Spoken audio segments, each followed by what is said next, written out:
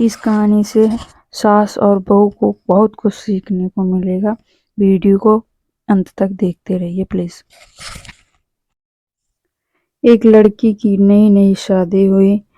وہ اپنے نئے گھر مطلب سسرال میں جیسے ہی پرویش کی اسے کچھ بھی اچھا نہیں لگ رہا تھا، کیونکہ اس کی ساس ہمیشہ اسے ہر بات میں ٹوکتی تھی اور کچھ نہ کچھ اس کے وردھ میں بولتی رہتی تھی۔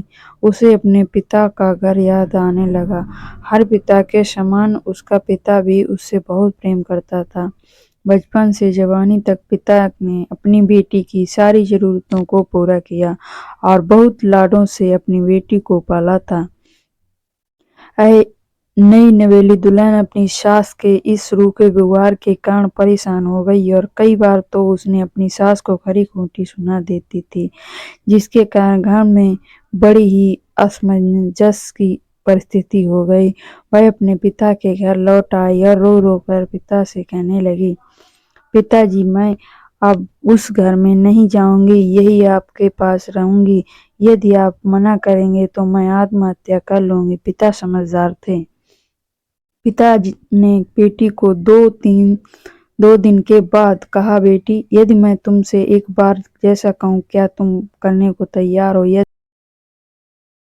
یدی تو اس کے بعد بھی کہے گی کہ تو اس گھر میں میرے ساتھ رہنا چاہتی ہے تو کوئی بات نہیں۔ بیٹی نے پتا سے کہا، کہیے لیکن یاد رکھنا یہ انتم بار ہوگا، میں اس گھر میں جاؤں گی۔ پتا نے کہا، وہاں جا کر جیسے ہی تمہاری ساس تمہیں کچھ برا بھلا کہنے لگے تبھی تم اپنے منہ میں ایک کلہ پانی بھر لینا اور تب تک منہ میں پانی بھرے رہنا جب تک ساسو ماں بولنا نہ بند کر دیں، اور اس کے بعد اس پانی کے کلے کو نالے میں تھوک دینا اور پھر بھی کچھ بھی پلٹ کر مت کہنا۔ بیٹی کو کچھ سمجھ میں نہیں آیا لیکن بیٹی تیار ہو گئی۔ بیٹی نے سسرال جا کر ویسا ہی کیا۔ جب بھی ساسو ماں کچھ کہنا شروع کرتی ترنت بہو منہ میں پانی بھر لیتی اور بہت دیر تک بھرے رہتی۔ دھیرے دھیرے کچھ ہی دن میں ساسو ماں کا ویوہار اس بہو کے پرتی نرم ہو گیا۔ وہ سوچنے لگی، کتنی اچھی بہو ہے، پلٹ کر کوئی جواب نہیں دیتی ہے اور غصہ بھی نہیں ہوتی۔ اب وہ اس بہو کو بیٹی کہنے لگی اور اس کی تعریف کرنے لگی۔ کچھ دن میں ساسو ماں کا پریم بھرا ویوہار دیکھ کر بہو بھی اپنی ساسو ماں کو ماں کے جیسا پریم کرنے لگی اور دونوں خوب باتیں کرتی، ساتھ ساتھ گھومنے، مارکیٹ اور خریداری کرنے جاتی۔ کچھ دنوں کے بعد اس لڑکی کا پتا اپنے بیٹی سے ملنے آیا۔ گھر کے سبھی لوگوں نے پتا کا خوب اتیتھی ستکار کیا۔